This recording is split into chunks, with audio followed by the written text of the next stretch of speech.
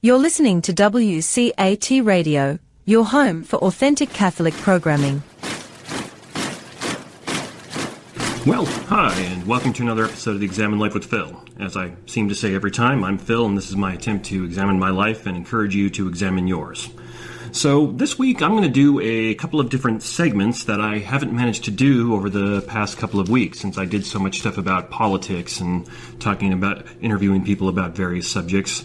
I got away from doing the Facepalm and Sigh Award, so I'm going to do a couple of those. I got away from reading out listener feedback, so I'm going to do some of that. And I'm also going to do something that I haven't really done here before, which is I'm going to take a saying that's very, very popular, that's going around in popular culture, that sounds really, really good, but actually isn't very good and represents some fairly bad reasoning. So I'll just dive right in here and get into this week's Facepalm and Sigh Award of the Week, of which there are actually going to be 3, but they're all very, very, very closely related. They're all pretty much the same kind of thing here. And it's very, very similar to type of a Facepalm and Sigh Award I gave out in the past. I'm still kind of trying to search for a name for this, because it's not technically a logical fallacy. You're not going to find this listed in a logical fallacy textbook or a textbook on logic or anything like that, and for good reasons, because it isn't one of those. But it is something that's pretty wrong, in that it's one of those things where you're like, yeah, you should have got that right, and you really didn't. So I'm still kind of searching for a name for it.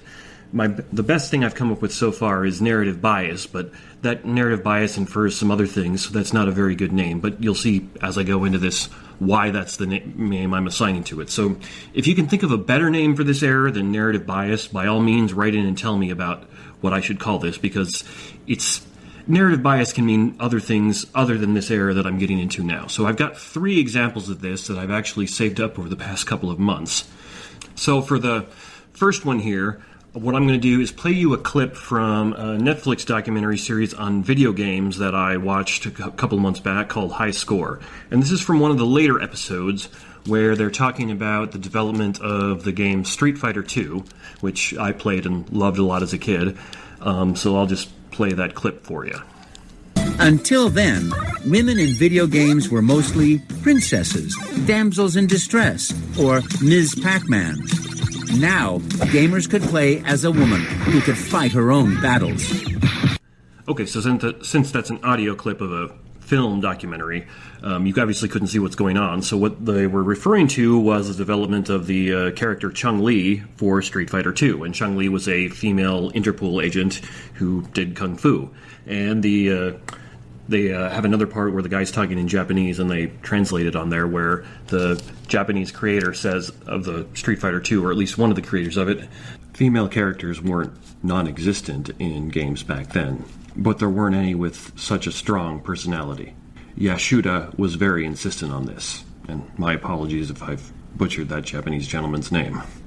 And so essentially what the documentary is trying to imply, although they're a little bit careful about it, is that if you wanted to play as a woman in video games prior to Street Fighter II, well, you weren't really going to be able to do that.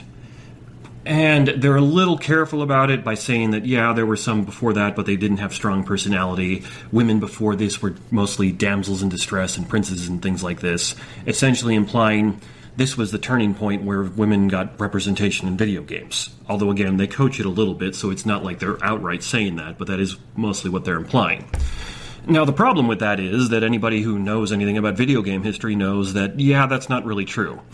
Like, even within this documentary, while they're talking about this, they're showing scenes from Super Mario Bros. 2 where you could play as Princess Toadstool, or maybe it was Princess Peach, I forget which one. Anyhow, you could play as the princess. And, yeah, she was the princess, but she was, in a sense, fighting and just as much a hero of that game as any of the other 3 male characters you could play were. And one of my favorite game series of all time, Metroid, that originally came out in 1987, if I'm remembering right. I might be off about a year or so there. And the protagonist of that game is a woman. Samus is a female. And I actually think she's probably got an even stronger personality than Chun-Li does. She's a far more interesting character, at least in my assessment, although there's some subjectivity there. Maybe some people find Chun-Li more interesting. That's fine, too. But the point being, this documentary, which was about the history of video games, so it's the kind of thing where you'd expect people to dig in and do their homework, kind of tried to imply, hey, if you were a woman and you wanted to play as your gender in video games, you couldn't really do that prior to Street Fighter 2. But that's absolutely not true.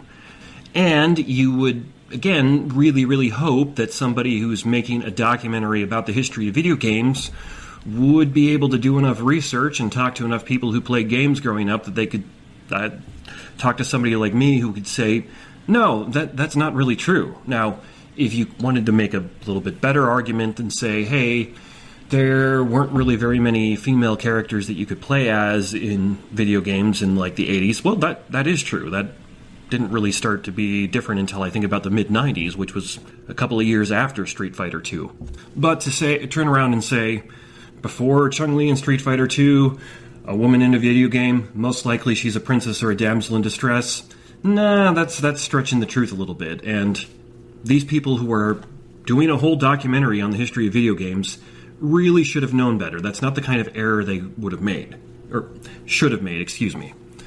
And this got me thinking about why, because a lot of other aspects of this documentary were very interesting. They went and talked to the creators of Doom. They went and talked to the people who I believe started adventure games at Sierra, and many, many other influential people. They went to talk to some of the first people who started doing D&D games on computers and things like that.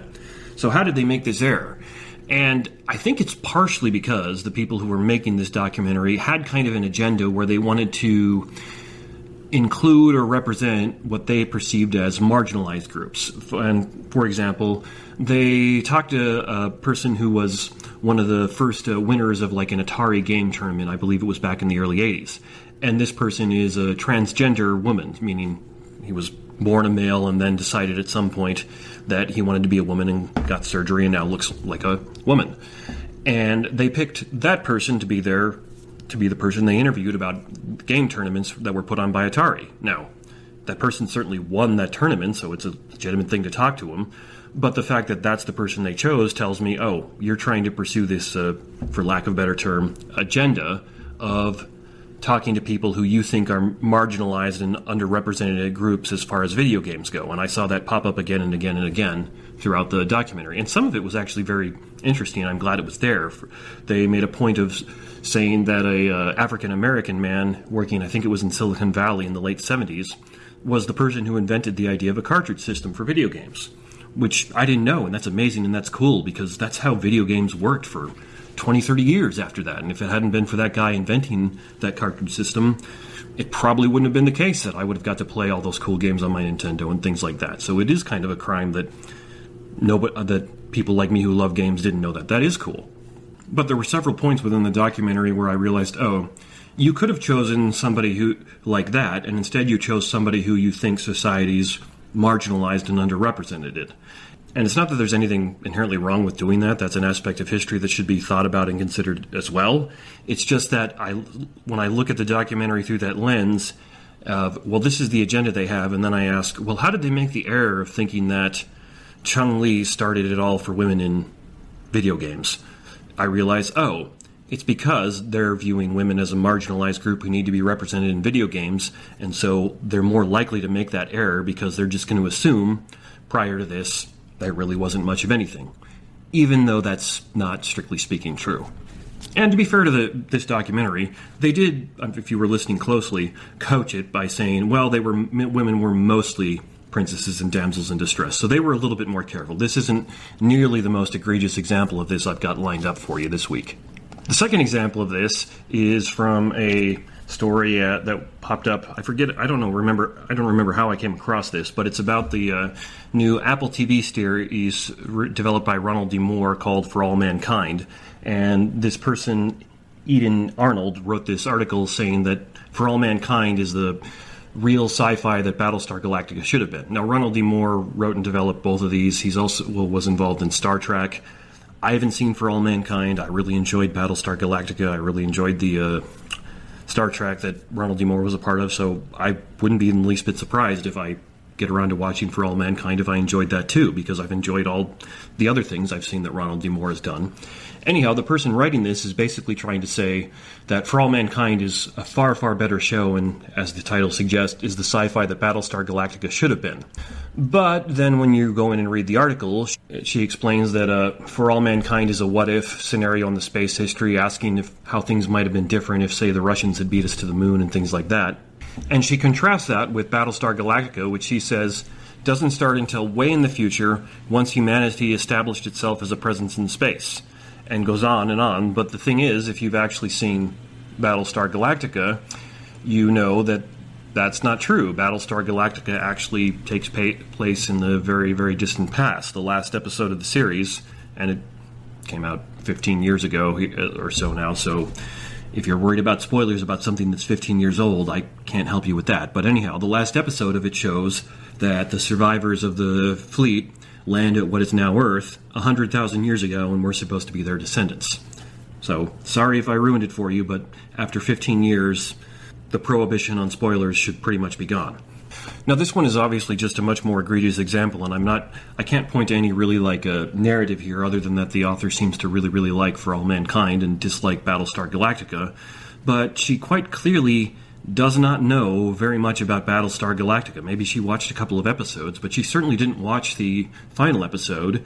She certainly didn't do any research and read a synopsis of the show that's been online for 15 years or so now, so that she could realize, oh wait, the show's set 100,000 years or more in the past. So she clearly didn't do any research and got the basic facts of the show wrong. And again, the only thing I can really attribute that to is this woman is so in love with For All Mankind, and for whatever reason, it's not clear to me what the reason is, didn't really like Battlestar Galactica, so she's trying to compare the two and saying, this one is really so much better, but can't get basic facts about the show she doesn't like right. And if she was just honest enough to say, hey, I've watched a couple episodes of Battlestar Galactica, didn't care for it. I watched some of For All Mankind, and that's my show. No problem there. The problem is she just tries to present herself as knowing what the Battlestar Galactica show is all about when she quite clearly doesn't. And in fact, in the comments on this article, lots of people said, yeah, we don't just buy your argument at all because you quite clearly don't know what you're talking about when it comes to this show. Now, continuing on with the sci-fi theme, this is another story from back in September. This is from September 2nd, and it was at StarTrek.com, and it says, Star Trek Discovery introduces the first transgender and non-binary characters. And I'll just read you the first paragraph or so here. CBS All Access, Viacom, CBS's subscription video on demand and live streaming service, today announced that Season 3 of Star Trek Discovery will introduce the Star Trek franchise's first non-binary and transgender characters, furthering the Star Trek universe's ongoing commitment to Gene Roddenberry's original vision of celebrating diversity and inclusion. Now, when I heard about this, I asked my wife, who's only ever seen one season of Star Trek, who's only ever seen one of the Star Trek shows. I got her to watch Deep Space Nine with me a few years ago, and she really enjoyed it. But she's only seen scattered episodes of the other Star Trek series. So I asked her, what do you think about that? And she was like, no, that's not true. And she's not a Star Trek fan like I am. But she's seen enough to know that, no, that's not true. There have been non-binary and transgender characters in some form or other in Star Trek for at least 30 years, if not longer. There was an episode in Star Trek The Next Generation where the Enterprise encounters a race of people who are not gendered. And in fact, for a person to be gendered in that society is the abnormal thing, kind of like how an actual transgender person who's got a genetic disorder is an abnormal thing in our society. And there was a whole episode about that where it was Commander Riker meets and falls in love with one of the gendered people of that society, and how it was like a taboo and things like that. And I'm sure I saw that when I was a kid and didn't get it, but looking back now, I can see, they were trying to use that as an analogy for gay people in society and things along those lines. Furthermore, in the Deep Space Nine series that my wife watched with me, there's an alien species called Trill, and I hope I'm not sounding too much like a sci-fi geek here as I'm explaining this, but anyhow, the Trill are essentially a symbiote that lives in a host body, and the host body is a humanoid, human-like body, and the host body will die and the symbiote will go on and live in another host body, and so those symbiotes will live in male bodies and female bodies and so on and so forth over a long, long period of time. The symbiote is in many senses non-binary and has its gender changed depending on which host body it's in. In fact, they did an episode in Deep Space Nine where one of the main characters, who is one of these Trill symbiotes, meets another Trill symbiote who, and they were married to each other in a prior life, essentially, but now they're both in female bodies, and yet they still have feelings for each other. And it dealt with that. And those are just the examples that come to me off the top of my head from my knowledge of Star Trek. It's just absolutely not true that these two characters in the third season of Star Trek Discovery are the first non-binary and transgender characters in the Star Trek universe. It's completely not true. Now, a few other places that reported it were a little more careful, and they said the first regular non-binary and transgender characters, which is a little bit better because you could make an argument that the other non-binary and transgender characters weren't the part of the main cast or weren't a main character or something along those lines. But StarTrek.com is the official Star Trek thing, and they weren't careful about it at all. They just said, these are the first non-binary and transgender characters in the Star Trek universe. And anybody who's watched Star Trek at all should know, no, that's not true. There's been countless examples of that in the sci-fi stories in Star Trek. Even my wife, who, as I've said, only watched Deep Space Nine with me, said, no, that's not true. And so again, this is that same problem coming up where you have people talking about a subject matter that they should be very knowledgeable about. These are the people making Star Trek now. This is the official Star Trek website. They should be very knowledgeable about this and understand that's the history that we're working with. But either they're just ignoring it or they flat out don't know. And given what I know about how Star Trek Discovery is being made, as I understand it, the people who are making it have flat out said we're using Star Trek as a forum to advance our political agenda, which is exactly what they're doing. It then makes sense to me that they're not even going to be able to understand that prior to them, these issues were being considered in Star Trek because they're just blind to everything else that's going on. They're pursuing their agenda and can't really see that, no, you weren't the first to include non-binary and transgender characters in Star Trek. They were doing that back in the 80s and 90s. So the Star Trek example especially is a very good illustration as to why I want to call this narrative bias, because it seems to me that, at least in the Star Trek example, the reason why they made such a glaring mistake that just a simple Google search of Star Trek episodes would have revealed to them is because they're just so caught in their narrative, they're so caught in their agenda pushing their political ideology of including everyone and everything imaginable, that it never even occurs to them to look outside their narrative and see if anybody's tried to do this before. It doesn't even occur to them that somebody could have tried to do that before. They're locked in they're locked in their ideology that says we're the boundary pushers, we're the progressives who are doing things that nobody's done before, when that's simply not true. And so, at least in this Star Trek example, and I think to some extent in the other two examples I cited, it's easy to explain how this mistake happened when you look at what the narrative that the people involved were pushing was. It's easy to explain why the people who made that documentary High Score would have wanted it to be the case that Chung-Li was the first real woman protagonist in video games, or at least the first major one, even though she's not. It's easy to see how somebody who really likes this one TV show but didn't like that other one and is trying to push out the narrative, you should go watch the TV show I like, is going to make mistakes about the TV show she doesn't like. It's easy to see how the creators of the current Star Trek series, since they're so intent and have been open and vocal about pushing their political agenda and ideology in the show, aren't even going to bother to do some basic background research, and even if anybody came to them, it really wouldn't matter to them because it all matters about their agenda. So the agenda and narrative they're pushing makes it easy to see why they would make this kind of a mistake, and that's why I would look at it and say it's kind of like narrative bias. Because they're so locked in their narrative that they've kind of got their blinders on and they're only seeing the things that are in their narrative, which is causing them to make simple elementary mistakes where if they just had the thought, oh, maybe I should run a Google search and see if somebody talked about this before, or if there was another example of this before, they would see they were wrong, but they're so locked in their narrative they just don't do that. And big picture-wise, narrative bias along these kind of things is a very, very hard thing to avoid, to be fair. We all are going to suffer from it from time to time because we all have our narrative that we see the world. We all have our worldview and our ideology, and it is very, very difficult to see and understand things that don't fit our worldview, that don't fit our narrative. There's always going to be pieces that don't fit any human's worldview because we're all imperfect human beings. And necessarily it's just going to be hard to recognize those sometimes. So it's not like I'm pointing out these 3 examples to say how terrible these people are. I've committed these problems before, and you have too. We all suffer from it.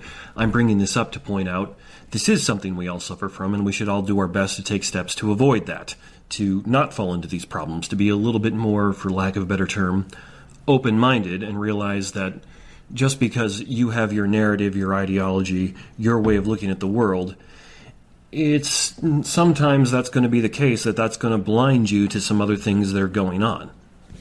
And I hope I don't even need to bring up all the political examples of that are so incredibly obvious, where people literally cannot see the glaringly obvious points that are right in front of them because their political ideology has blinded them to it. So I'm not going to give the Facepalm and Sigh Award to anyone in particular because those are 3 examples that piled up. I guess I could have if I'd done them one at a time over the past couple of months since September. But that's the point here, is the narrative bias that I'm referring to here is when you make a mistake about a subject matter that you're supposed to be well-versed in, studying in, where it should be very, very hard for you to make a mistake. And it's very easy to see how you would make that mistake when the narrative you're pushing, when the ideology you're trying to advance, when the point you're trying to advance makes it easy to see how you would be blind to that particular piece of information, or why you wouldn't have considered things from that perspective. So the lesson here is, do your best to avoid narrative bias in that sense. It can be very, very hard to do, but one of the best things you could do is, like in the case of the Star Trek example, they could have actually talked to some fans who've been watching the show for 30 or 40 years and said, hey, we're going to introduce some non-binary and transgender characters. The first ones, won't that be cool? And the average Star Trek fan would have been like, the first ones? No. Here's these 4 or 5 other ones. No. Maybe it's a good thing you're doing that. Maybe it's not. Maybe the characters will work. Maybe they won't. But the first ones, no. Or the woman writing the article about For All Mankind could have actually talked to a Battlestar Galactica fan before publishing that and then realized, oh, well, I guess that's not true, but I never saw the last episode, so I'll just take that part of my article out. Or the people talking about the video game thing could have talked to some other people who've played video games back in the 80s, and they've been like, no, that really wasn't the first female protagonist of any substance. She didn't come first in Street Fighter or 2. There were other ones before that. And so probably the best way to avoid narrative bias is start talking to people who don't share your narrative, who don't subscribe to the same ideology, who don't subscribe to the same political and philosophical ideals as you, and see where they give you pushback, because there's always a chance you're suffering from a bit of narrative bias and they're going to help correct you on that. Okay, so with that out of the way, moving on to the second part of this episode here, I don't really have a name for this. Let's just call it debunking a popular claim. It is very, very often claimed in all kinds of things, both in philosophy, history, theology, politics, etc., that extraordinary claims require extraordinary evidence. And quite a few of the news sources that I try to listen to and follow for what's going on have been claiming that quite a bit recently in regards to election fraud. So here I've got a couple of clips of people claiming that. I mean, this is an extraordinary allegation. It's an extraordinary allegation, and it requires extraordinary evidence. It does. Right? That is the allegation. That is an extraordinary allegation. Right? That allegation would require extraordinary evidence because, right, large claims require large levels of proof. Probably the biggest crime in the history of humankind on the scale that it was being perpetrated. And if you don't have the most extraordinary evidence to back up those extraordinary claims. Okay, so, yeah, again, for the 1 millionth time, big allegations require big evidence. End of story. So a couple of those clips there were from Ben Shapiro in his podcast, and he just repeated that claim, extraordinary claims require extraordinary evidence in some variant or other over and over again in that particular episode. And the other one was from a podcast that a guy named Viva Frei and a guy named Robert Barnes, who are both lawyers who talk about legal matters in relation to politics, that that they do together, and Viva Frei made that same comment as well. And so that's what I want to dig into, because that gets thrown around an awful lot. I think one of the first times I heard it was attributed to Carl Sagan in regards to why he didn't believe in God or in Christ's resurrection and things along those lines, i.e., the claim that Christ rose from the dead is an extraordinary claim. Extraordinary claims require extraordinary evidence. You don't have extraordinary evidence, therefore I shouldn't believe it. But the problem with that is that that's absolutely not true. Extraordinary claims don't require extraordinary evidence. Extraordinary claims do require evidence, but what evidence is extraordinary and what evidence is not is, often very subjective. Easy example of this that I know is brought up in the philosophical literature on this all the time is, if you were to claim to me, hey, I won the lottery, that in and of itself is an extraordinary claim, because even though somebody somewhere is going to have to win, depending on how the lottery depending on how a particular lottery is practiced, sometimes somebody's going to always win it, and sometimes they're not going to. It depends on how they do it. But at least in theory, it does happen that people do win the lottery. But it's very, very rare. Your odds of winning the lottery are usually, on average, less than 1 in 200 million or something along those lines. So to say that a 1 in a 200 million occurrence happened to you, I think at face value we should say that's an extraordinary claim. That's something that's highly, highly unlikely.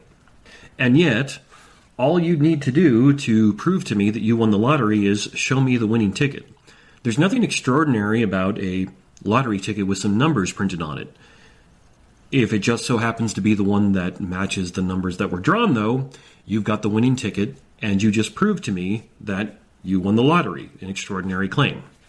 And so when they're talking about it in the cases of election fraud, I think what they probably mean is, for extraordinary evidence, is something like, hey, we've got documented hard proof with a paper trail and things along those lines, and something like that would definitely prove it. But that's not in and of itself extraordinary evidence, because extraordinary, at least it wouldn't seem that way to me, because paper trails happen all the time to prove crimes. That's not extraordinary evidence. It's not something that is so rare you almost never see it. Witnesses come out and report conspiracy crimes and things like that fairly regularly, where a couple people got together and planned some crime and then somebody flips. That happens pretty regularly too. That doesn't strike me as extraordinary evidence. That's not a 1 in 200 million occurrence. So the other problem with this is that extraordinary is a very, very subjective term. When I was thinking about this while I was trying to put this together, it occurred to me, I think Socrates was probably one of the more intelligent people who ever lived, but show him modern technology, and that would seem very, very extraordinary to him. It might even seem like magic, because he would have no conception for understanding those things, although maybe he could figure it out with time. So that would probably seem very, very extraordinary to him if he's saw the flat screen TV with me playing PlayStation on it. But is that an extraordinary thing? Well, I don't think so. It's easily explainable by technology and science and physics and things along those lines. So that doesn't seem to me that the fact that I can play PlayStation on a flat screen TV is somehow a sign that there's magic in the universe or something along those lines. But put yourself in Socrates' shoes, and if he saw that, he might well conclude that that is a sign that things like that are there. Or, here's another example that came to me. Suppose you had somebody who claimed that they had time traveled back to ancient Egypt, and then they described in detail various things, and maybe some of it fit with the known archaeology and history, and some of it didn't, and some of it was kind of wacky and things along those lines. Well, that would seem to be a very, very extraordinary claim, where you'd be that doesn't make sense. I wouldn't believe it if somebody claimed that. Well, then suppose, a year after he makes this claim, some people are digging around in the Egyptian desert and unearth a tomb that has been sealed for a couple thousand years, and in that tomb, they find a cell phone. And the cell phone is degraded with times because it was left there thousands of years ago. But there was a cell phone in this ancient Egyptian tomb. Well, that would seem quite extraordinary, because that would upend everything and lend a lot of credence to this guy's claim that he time traveled, maybe. But on the face of it, there's really nothing extraordinary about an old cell phone, and there's nothing extraordinary about finding a tomb in Egypt either. The context of putting them together makes it seem kind of unusual, if not extraordinary, but the point being, there's nothing extraordinary about a tomb, there's nothing extraordinary about a phone, so Do extraordinary claims require extraordinary evidence? No, that's silly. That's quite demonstrably false. Extraordinary is a subjective term. So when people say that, start asking them, well, what do you mean by an extraordinary claim? And if they mean something like a rare claim, the 1 in 200 million claim, you can then say, okay, well, but 1 in 200 million things happen. The lottery, for example. So wouldn't it be better to say, we need evidence for the claims, and then let's look at whether the evidence substantiate the claims or not. Let's look at whether that lottery ticket matches the winning numbers or not. So just to recap this, I know it's pretty quick, but extraordinary claims do not require extraordinary evidence. It's very easily demonstrable by the example of somebody holding a winning lottery ticket, because there's nothing extraordinary about a piece of paper with some numbers written on it. But you get one with the right numbers, you won the lottery, an extraordinary event. Further, describing things as extraordinary isn't pretty necessarily subjective. What's going to seem extraordinary to one person will not be extraordinary to another person, and sometimes things that seem very, very extraordinary to you might not be. It could be that you're very, very ignorant of the subject matter and don't realize what is the norm and what is not, as I talked about a couple episodes ago when I talked about appeal to authority and expertise. If you're somebody who's not very familiar with how medical procedure and journals and things like that work, you read one, you're probably going to see some things in that seem really extraordinary to you, but a trained doctor is going to look at you and go, that's not extraordinary, are you crazy? That's normal. And that would qualify whether you're talking about claims or evidence, because what's extraordinary is just too subjective. Okay, so if you've been listening to the podcast for a while, you know that I really, really enjoy it when I get any kind of feedback from listeners, whether that's on Facebook or through email and things along those lines. And now, because I've been doing so many interviews and discussions with different people on politics, eternal security, and because I've also been doing basically essay-long lectures on things that I think are important, like appeal to authority and expertise and things along those lines, I haven't really had time to get into reading out feedback. And I actually did get some very significant feedback on an episode that I put out way, way back at the end of July, which was number 75, The Philosophical Roots of the Riots. So that was now almost 10 episodes ago, so it really got pushed to the back because of all the other things going on. But nonetheless, I really do enjoy getting feedback, so I'm going to go ahead and read out the feedback that a young man named Zach sent me on that episode, and then what my response to Zach was. He said, "Hi there, Phil. I'm a young Catholic man who has been exploring the world of politics and where my faith should guide my beliefs within that system. I happened across the August 2nd edition of your podcast where you hooked me in at the beginning by talking about logical fallacies that a couple of articles journalists had made, but then he created a straw man about defund the police. Based on what you said about defund the police, I don't think you really understood what the movement is trying to do. So I've linked to a video done by Vox that gives a good 10-minute description of what defund the police is about. I also included a Google Doc with lots of sources that support the case for defund the police. I highly encourage you to look into this.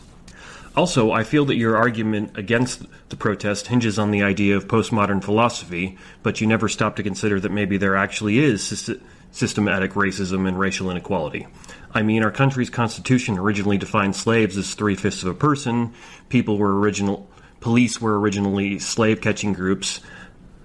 I think your argument made a false dichotomy by saying that either people are driven by being the outgroup or else they are contradicting themselves with their beliefs. Your representation of the beliefs of these groups were clearly underinformed and really undercut the premise of the episode. I'd encourage you to actually read up on the BLM movement, defund the police, and honestly a lot of the left ideas in general. Most of them aren't as bad as you think they are and actually could be considered having very Christian goals. Thanks for reading my email." So I think it'd be fair to say that Zach was giving me some significant pushback on the claims I was making there. So I replied to him like this. I said, "Hey, thanks for listening and taking the time to write in. I really appreciate it, and I really do. I do the Facepalm and Sigh Award segment pretty regularly as it's fun to do and one of the more popular segments. I used to do it so regularly that I called it the Facepalm and Sigh Award of the Week, but I can't call it that anymore as over the past couple of months I haven't been able to do the podcast weekly, and I haven't even been doing the Facepalm and Sigh Award for the past 2 months now with the podcast. I think you have misunderstood me, as at no point in the podcast did I say that systematic racism is impossible and or doesn't exist. It clearly has existed in the past. It quite clearly exists in other countries where there are still laws that discriminate on the basis of ethnicity, and there are at least some instances of it, most likely, in the U.S. today. Two fairly clear examples come to mind. My wife works in the medical industry, and there has been some pretty good studies/analyses that strongly indicate that minorities don't get the medical care or that's as good as what non-minorities get. And this is even with controlling for things like income, geographic location, pre-existing conditions, and so on. Likewise, the Department of Justice recently found that Yale has been discriminating against Asian and Caucasian students on the basis of race. So that's by definition systematic racism. I am fairly skeptical of many claims of systematic racism, as usually the evidence and data doesn't bear out the claim, but there definitely are places where it happens or where it's very difficult to see any other explanation. Rather, the question I was trying to explore is why the protesters, activists, and rioters who claim to be opposing systematic racism are doing things that are contrary to that goal.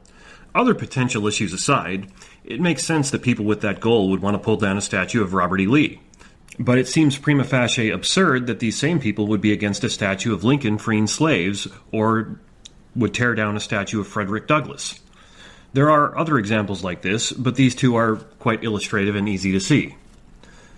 So, my claim was that part of what's going on is that we've had academics saying for nearly 50 years that there is no truth, there's only power, and now the general public is starting to act that out. I don't for a second deny that there are other factors and reasons involved. Human beings and political movements are complicated and multifaceted. But if you consider the absurd and contrary actions of the protesters, activists, and rioters in that light, it's all about grabbing power, not pursuing truth, then their actions start to make more sense. Now, I don't think I made a straw man about defunding the police, as I just took that phrase at face value. I know there are people trying to argue that that slogan doesn't mean what the words mean, but if that is true, then it is one of the worst slogans of all time, as it means something that is not the normal meaning of its words.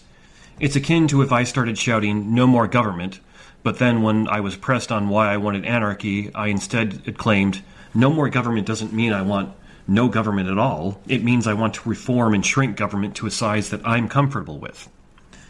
So if it is true that defund the police doesn't mean defund the police, then at best the slogan is very, very sloppy rhetoric, and at worst it's disingenuous.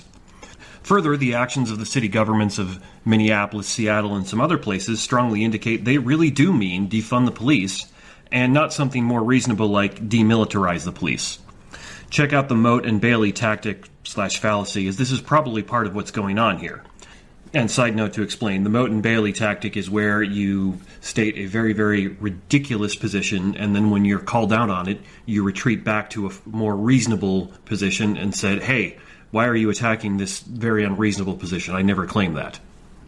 So returning to my reply to Zach, so I ask you, if you really don't mean the regular semantic content of defund the police and instead mean something else, why use that phrase? Why not just say what you actually mean? Now, it's also not actually true that when America was founded, slaves were by law only considered 3/5 of a person. Rather, when counting population for the purposes of determining representation in the government, for taxes, etc., slaves were counted in that population at 3/5.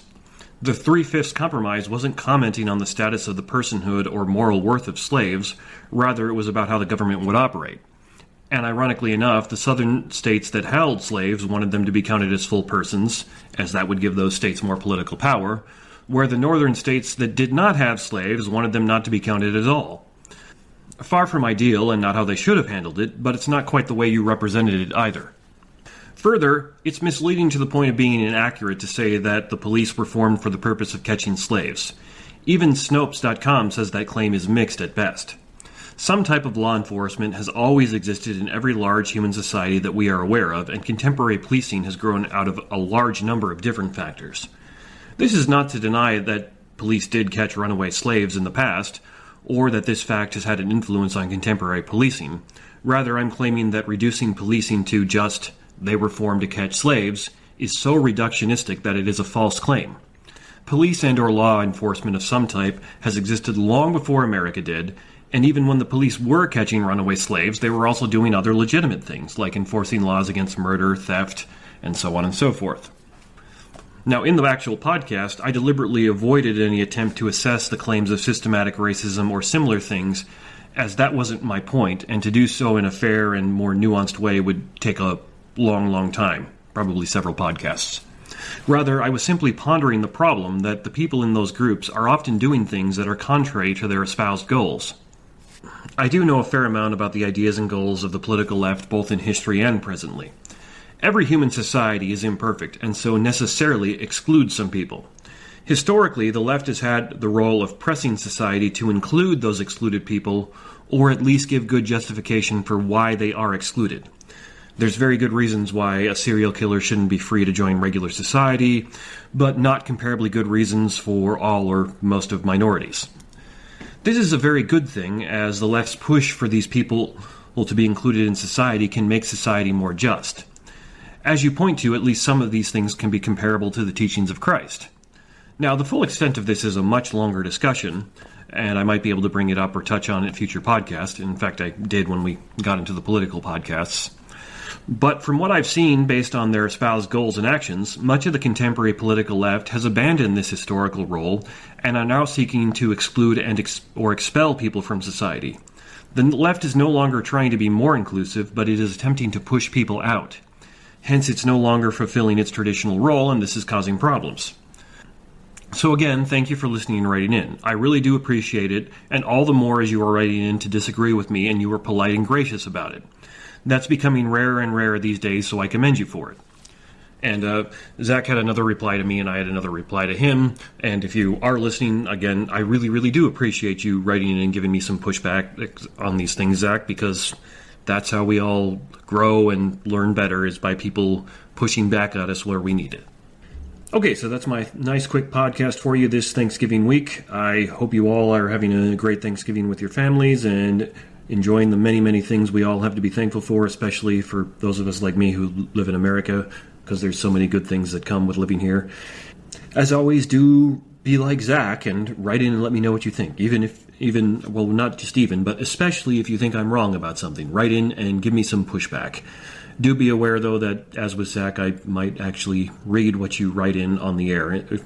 If you write in and ask me not to do that, I'll respect that. But otherwise, I probably will, because I do so much enjoy getting feedback from people. So you can always reach me for any kind of comment at theexaminedlifewithphil@gmail.com, or check out the Facebook page, The Examined Life with Phil. Just type that in and you'll find it there.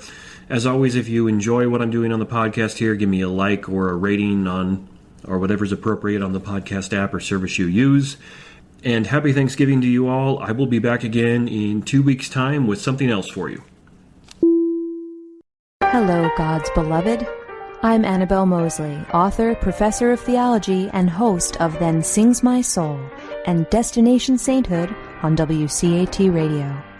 I invite you to listen in and find inspiration along this sacred journey we're traveling together to make our lives a masterpiece and, with God's grace, become saints. Join me, Annabelle Mosley, for Then Sings My Soul and Destination Sainthood on WCAT Radio. God bless you. Remember, you're never alone. God is always with you.